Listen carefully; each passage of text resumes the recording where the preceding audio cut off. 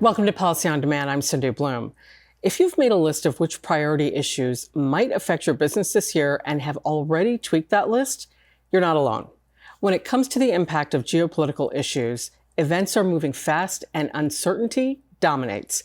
Joining me to provide perspective is Craig Stronberg, a senior director in PwC's intelligence practice. Craig, welcome. Welcome. It is great to see you. And before we dive in, I just want to say, whenever we have a conversation, it is laced with stress, but I am really glad you're here to dissect everything. So thank you. So let's get started because there's so much going on, and I want to find out from you what questions you're getting from companies and how you're responding.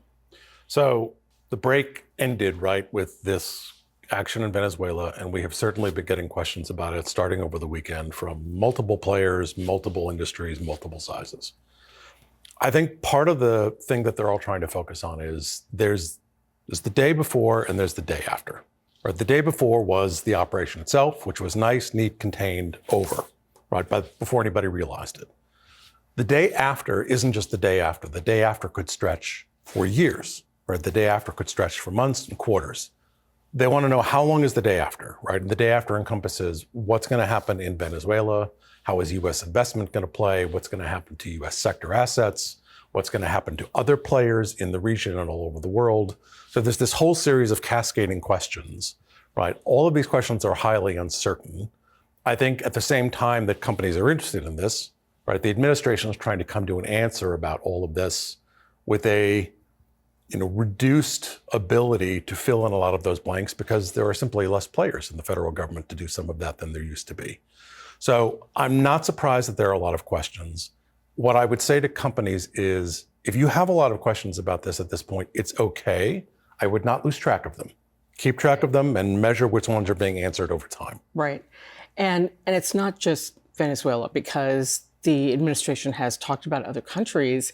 And so I'd like for you to talk about that a little bit. And then in the context of, if you had an audience of companies right now, what 2 or 3 things do you want them to know?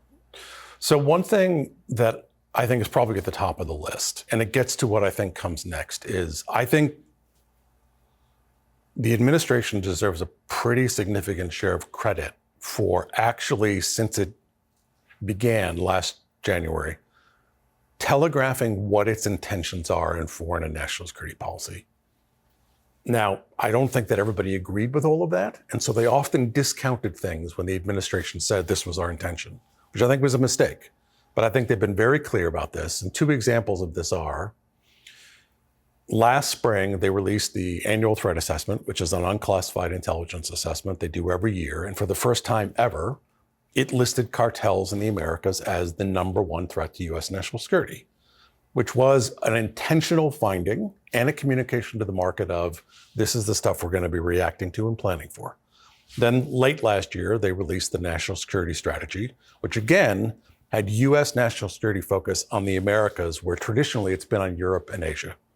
A signal to the market that we're serious about this. And then multiple U.S. forces were deployed, which I don't think anybody took for granted, and they carried out this operation. What I think this means is that what the administration is saying in the days after the operation about other countries, including Cuba, Greenland, Colombia, Mexico, these are not promises. It doesn't mean they're going to do any of this, but it means they're thinking about this.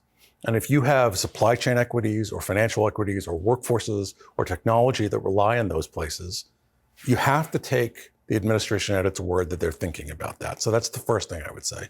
The second thing I would say is this focus on the Americas is going to last. Like, I just think it's what they're interested in. I think it's what they can control, and I think it's what they're worried about. And so I don't think this is a 2026 thing. I think this is something that's going to continue at least for the rest of the administration. So again, if you have equities in the region, you may have to think differently about this. And the last thing I would say is, this is an echo of the conversation we've been having for years on policy on demand, which is that geopolitical volatility is here to stay. And if you don't have a plan to deal with this, this is a reminder that you should. Are you, with what's happening in this part of the world and recent developments, have you found that companies are putting in contingency plans or thinking, maybe the administration said something last year and that has kind of resonated, and so they're implementing a plan?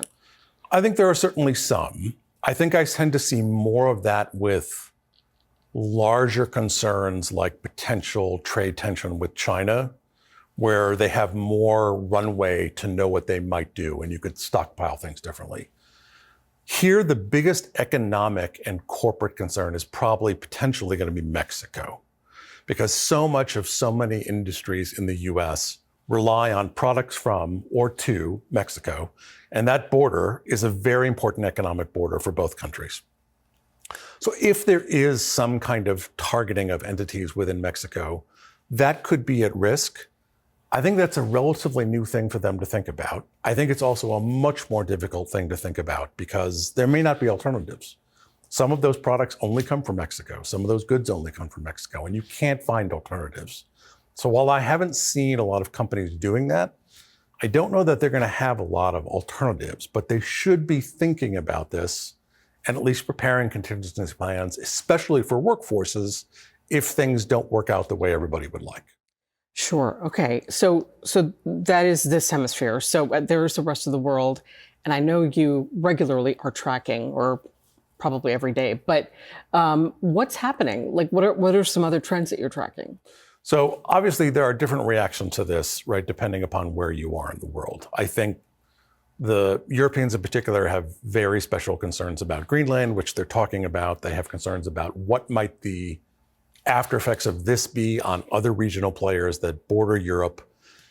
In Asia, I think you're seeing some concerns about how other actors could replicate some of this.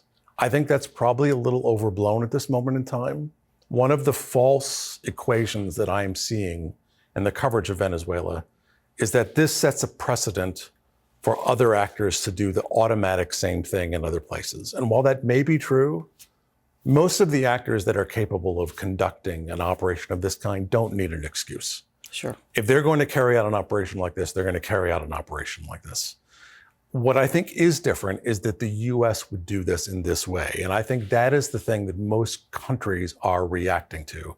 And I think from a foreign company point of view, they've had a challenge for the last several years, not just the last couple of years, in understanding the US marketplace. Because typically that's been a marketplace that is predictable and reliable and understandable. And it still is in many ways, but it's more confusing for more foreign corporate officers than it used to be. And this action is just one of those things that they have to learn about before they can resume thinking about how do you invest more here in the market. So when you talk about companies around the world and all these geopolitical events, what has that changed the relationship with Washington, between business and Washington?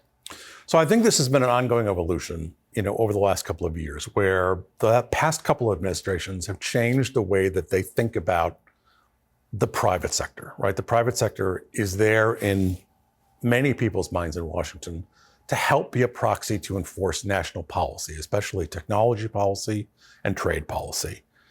Not something that the private sector always wants. And in recent months, right, in recent quarters, you've seen the US take stakes in other companies. You've seen them express an interest in governance at the board level. You've seen them try and cajole industries to get them to enforce policy. I don't think any of that's going to change because of this.